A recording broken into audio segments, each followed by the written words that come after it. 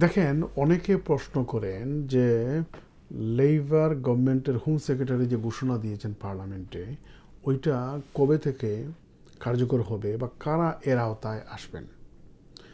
আমরা শুরুতেই বলে রাখি যে নর্মালি লটা হয় প্রসপেক্টিভ, দুই একটা ব্যতিক্রম ছাড়া, যেক্ষেত্রে রেট্রোস্পেক্টিভ বা ভূতাপেক্ষ কার্যকর হতে পারে, কিন্তু নিয়ম হচ্ছে লটা যখন বানানো হয় তখন প্রসপেক্টিভ ওয়েতে কার্যকর হয়, অর্থাৎ ল যখন বানানো হবে এরপর থেকে তার কার্যকারিতা হবে।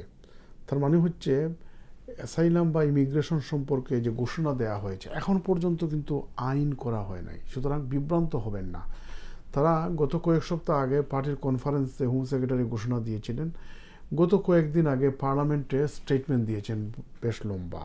তারা এখন কনসালটেশন করবেন, পরামর্শ করবেন স্টেক হোল্ডারদের সাথে, পাবলিকের সাথে, এবং ফেব্রুয়ারির 12 তারিখ পর্যন্ত ডেডলাইন আছে কনসালটেশনের। এরপরে তারা যে রিপ্রেজেন্টেশন পাবেন ওগুলো কনসিডার করে তারা আইনে পরিণত করার দিকে যাবেন। যেভাবে ঘোষণা দেওয়া হয়েছে ঠিক একইভাবে বা একভাবে বা ওইভাবে আইন হবে এটা ধরে নেওয়ার কারণ নয়, এখানে কিছু অ্যাডজাস্ট হবে, প্লাস মাইনাস হবে। তবে আগামী অটম বা শরতের আগে, আগামী বছরের শরতের আগে আইনে পরিণত হওয়ার কোনো কারণ দেখছি না। সুতরাং ঘোষণা দেওয়ার সাথে সাথে আইন হয়ে গেছে এইটা ভাববেন না। এটা যখন আইনে পরিণত হবে মিডিয়ার মাধ্যমে আপনারা জানবেন। তবে আমরা ঘোষণায় দেখেছি একটা জিনিস, যে তারা বলছেন যে 2021 সালের পরে যারা আসছেন তাদের ক্ষেত্রে এই আইনটা প্রযোজ্য হবে বলে তারা চিন্তা করছেন। আমি মনে করি সেইটাও কিছুটা অমানবিক। তার কারণ হচ্ছে 2021, 22 বা 23 সালে ইউকেতে অনেকে আসছেন তখনকার বিদ্যমান আইনটা জেনে শুনে, নাইলে হয়তো তারা আসতেন না, অন্যদিকে চলে যেতেন, অন্য দেশে চলে যেতেন। তারা আসছেন এই আন্ডারস্ট্যান্ডিংয়ে যে আমি যদি 5 বছর থাকি তাহলে আমি সেটেলমেন্ট পাবো। এখন আপনি হঠাৎ করে আইন করলেন, 2025 সালে ঘোষণা দিলেন, 26 সালে আইন করলেন, গিয়ে বললেন 21 সালে থেকে যারা আসছেন না। আমি মনে করি এটা একটা ফান্ডামেন্টাল ইনজাস্টিস হবে অনেকের ক্ষেত্রে। আইনটা শুরু হওয়া দরকার প্রসপেক্টিভ, ঘোষণা দেওয়া দরকার এখন থেকে যারা আসবেন। 2026 সালে যদি আইন করেন তাহলে 26 সাল থেকে যারা আসবেন এইভাবে করবেন। ট্রানজিশনাল পিরিয়ড দিবেন যারা ইতিমধ্যে চলে আসছেন, কিন্তু আপনি ট্রানজিশনাল পিরিয়ডটা এমনভাবে দিবেন যে 5 বছর 6 বছর ব্যাক গিয়ে বলবেন যে আসার পর না। এটা হলে তো অনেকে ইনজাস্টিসের শিকার হবেন, অবিচারের শিকার হবেন।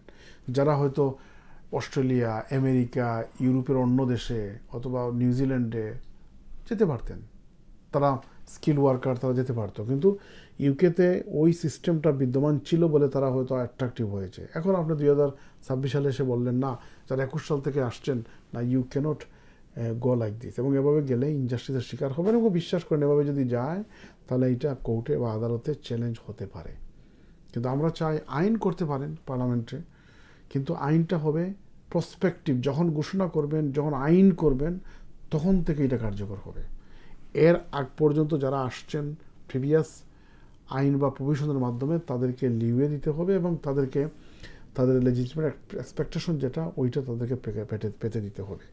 এরপরে আইন করার পর যখন ঘোষণা করবেন তখন তো জেনে শুনে আসবে, জেনে শুনে অনেকে বিষ পান করলেও কারো কিছু করার থাকবে না। কিন্তু এখন যদি 5 বছর ব্যাক গিয়ে আপনি আইন বলবৎ করতে চান তাহলে অনেকে অবিচার বা ইনজাস্টিসের শিকার হবেন। দেখেন, আইন যখন করা হয়ে যায়, পার্লামেন্ট আইন করতেই পারে, এবং পার্লামেন্ট আইন করলে নর্মালি এদেশের কোর্টগুলা পার্লামেন্টের সুভরেনিটি অফ পার্লামেন্ট যেটাকে বলে, ব্রিটিশ পার্লামেন্ট যদি আইন করে তাহলে এইটাকে তারা ইন্টারভিন করে না। তবে হ্যাঁ, যদি ফান্ডামেন্টাল রাইট, লেজিটিমেট এক্সপেকটেশন বা অন্যান্য লিগ্যাল প্রিন্সিপল ব্রিচ হয়, এমন যদি প্রতীয়মান হয় তখন কোর্ট ইন্টারভিন করতে পারে। তো যদি আনফেয়ার, আনজাস্ট এবং আনরিজনেবল আইন বা অন্যান্য অধিকারকে ব্রিচ করে কোনো আইন যদি করা হয় তাহলে ভুক্তভোগী তারা হাইকোর্টে জুডিশিয়াল রিভিউর মাধ্যমে আইন চ্যালেঞ্জ করতে পারেন। এবং যদি কোর্ট পুঙ্খানুপুঙ্খভাবে বিবেচনা করে যদি দেখে যে আসলে অবিচার বা ইনজাস্টিস বা অন্যান্য আইন ভঙ্গ করেছে, আনরিজনেবল অথবা আনজাস্ট ল, তখন তারা এটাকে বাতিল করে দিতে পারে। তবে আমি মনে করি গভর্নমেন্ট, আশা করি কনসালটেশন করে ওয়াইডার স্টেক হোল্ডারের মাধ্যমে তারা এমন একটা সিদ্ধান্ত উপনীত হবে যাতে করে কেউ অবিচার বা ইনজাস্টিসের শিকার না হয়। সেদিকে খেয়াল রাখবেন।